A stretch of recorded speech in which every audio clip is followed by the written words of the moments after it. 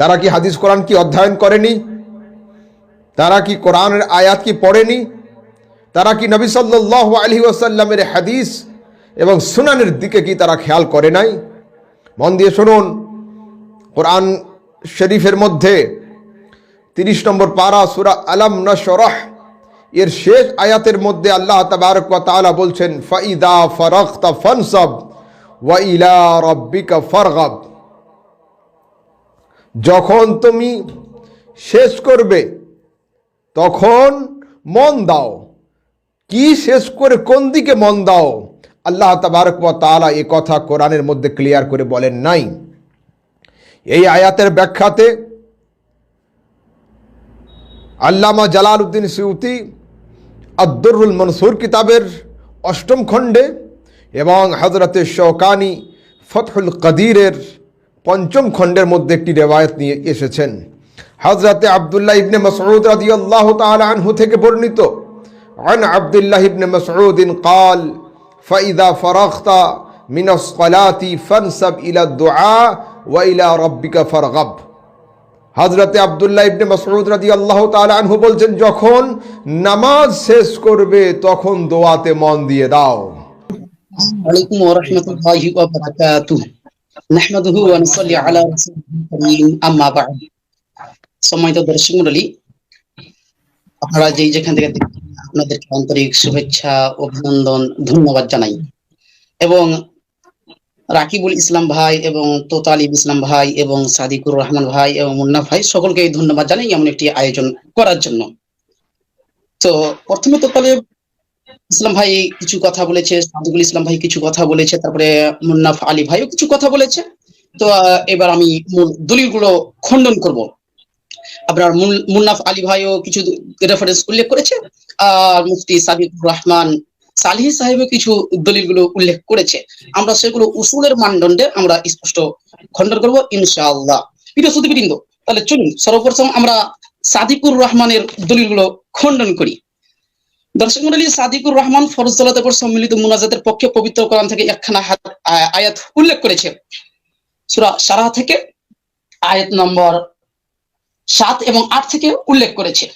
দর্শক মণ্ডলী, চলুন আগে এই আয়াতটার জবাব দিয়ে দিই, তারপরে আমরা হাদিসের দিকে জবাব দিব। প্রথম কথা হচ্ছে, এই আয়াত থেকে সম্মিলিতভাবে হাত তুলে দোয়া প্রমাণিত হয় না। কেন? দেখেন, এই আয়াতের প্রথম জবাব আমরা দিই। এই আয়াতের প্রথম জবাব হচ্ছে, আব্দুল্লাহ বিন মাসউদ রাদিয়াল্লাহু তাআলা আনহু বলেছেন, ওয়াকালা ইবনে মাসউদ ফাইদা ফারাগতা মিনাল ফারাইজ ফানসাব ফি কিয়ামিল লাইল। অর্থাৎ যখন আপনি নামাজ থেকে ফারিগ বা অবসর হবেন তখন আপনি কিয়ামুল লাইলে মনোনিবেশ করুন, তথা তাহাজ্জুদের সালাতে আপনি মনোনিবেশ করুন। তাহলে স্পষ্ট এটা প্রমাণ হলো যে এই আয়াতটি তাহাজ্জুদকে কেন্দ্র করে অবতীর্ণ হয়েছে। এর প্রমাণ পবিত্র কোরআন থেকেও দেওয়া যায়। যেমন আব্দুল্লাহ বিন মাসউদ রাদিয়াল্লাহু তাআলা আনহু থেকেই বর্ণিত হয়েছে। এটা পাবেন দুরুতুল লিশ-শাইখ সৈয়দ হুসেন আল আফানি, আপনার 30 খণ্ড 2 পৃষ্ঠার মধ্যে রয়েছে, যে আব্দুল্লাহ বিন মাসউদ রাদিয়াল্লাহু তাআলা আনহু বলেছেন, ইদা ফারাগতা মিনাল ফারিজা ফানসাব লি সালাতিল লাইল ক্বালা আল্লাহু ওয়া মিনাল লাইলি ফাসজুদ লাহু ওয়া সাব্বিহহু লাইলান তাওয়িলা। সূরা ইনসান আয়াত নম্বর 26 থেকে স্পষ্টভাবে রয়েছে যে আব্দুল্লাহ বিন মাসউদ রাদিয়াল্লাহু তাআলা আনহু বলেছেন, যখন আপনি ফরজ নামাজ থেকে ফারিগ হবেন তখন রাতের নামাজের জন্য মনোনিবেশ করুন। আল্লাহ তাআলা বলেন, আর রাতের কিছু অংশে তার জন্য সিজদায় অবনত হও আর রাতের দীর্ঘ সময় ধরে তার মহিমা বর্ণনা করো। তাহলে এই আয়াত মানে তাফসীর বিল কোরআন থেকে স্পষ্ট প্রমাণ হচ্ছে যে এই আয়াতটি কিয়ামুল লাইল সম্পর্কে অবতীর্ণ হয়েছে। এই আয়াত নিয়ে মতভেদ রয়েছে, কি প্রেক্ষাপট অনুযায়ী নাজিল হয়েছে মতভেদ আছে, আগে আমি ক্লিয়ার করে দিই। চলুন আরো দলিল দিই। কালবি রাহমাহুল্লাহ বলেছেন, ইদা ফারাগতা মিন তাবলীগির রিসালা ফানসাব আই ইস্তাগফির লিজানবিক ওয়ালিল মুমিনিনা ওয়াল মুমিনাত।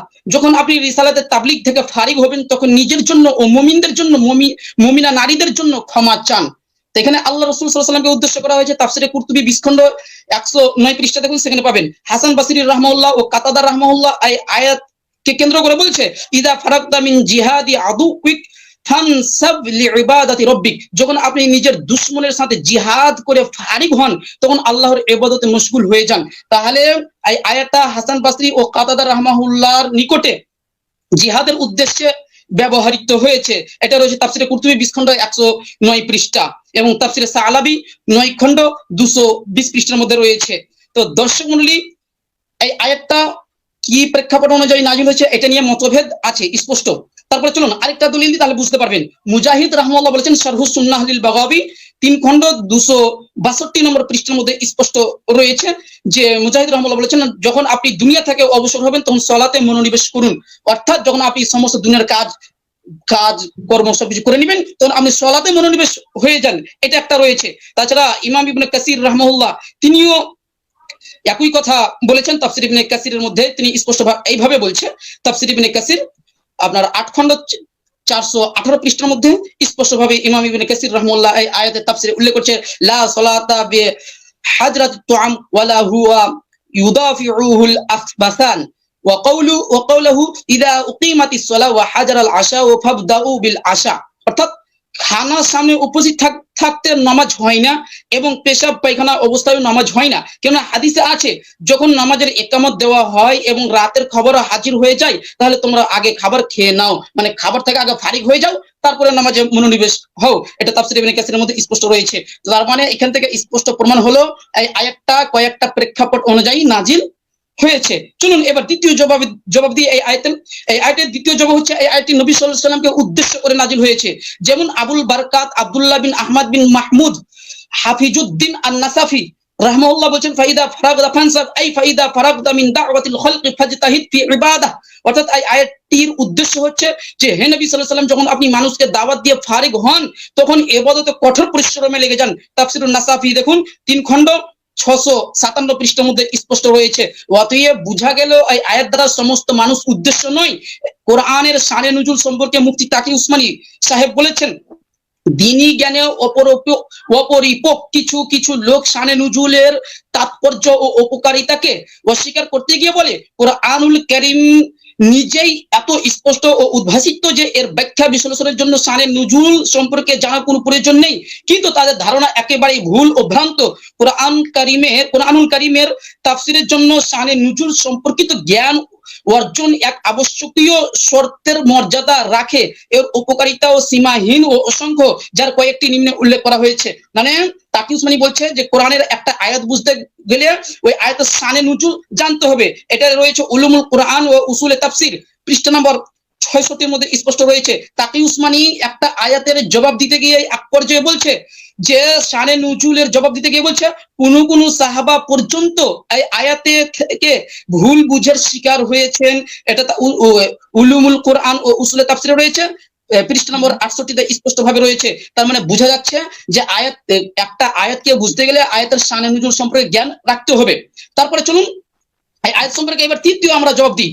এই আয়াতে যারা মনোযোগ দিয়েছেন অবশ্যই দেখতে পাচ্ছেন ফানসাব এবং ফারাগতা, এখানে ওয়াহিদ শব্দটি আছে, এখানে এক বচন শব্দ আছে। এখানে এক বচন বলতে এখানে নবী সাল্লাল্লাহু আলাইহি ওয়াসাল্লামকে উদ্দেশ্য করা হবে। যেমন ফারাগতা এক বচন, ফানসাবও এক বচন এবং ফারাগাবও এক বচন।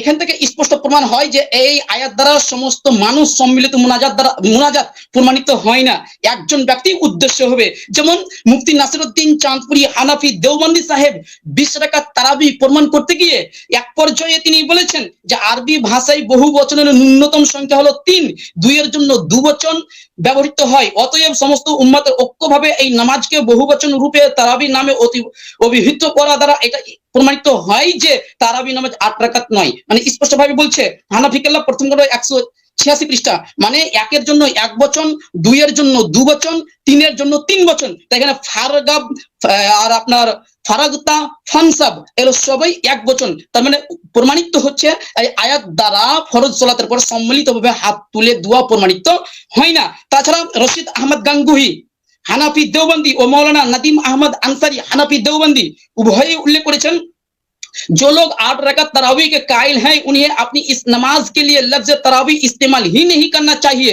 क्योंकि तरावी तो जमा का सेगा है जिसका इतला कम से कम 3 तरावीहों पर ही हो सकता है।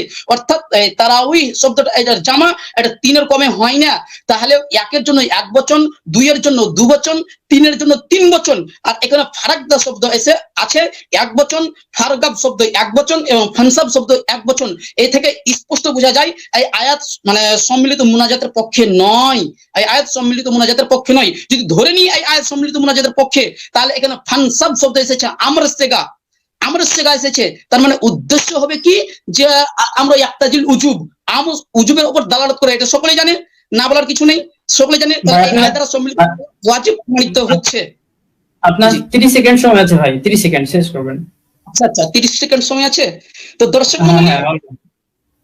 তা আমার আর 30 সেকেন্ড সময় আছে, অনেকগুলো জবাব বাকি রয়ে গিয়েছে, ইনশাআল্লাহ পরবর্তীতে জবাব দিব। চল বলি।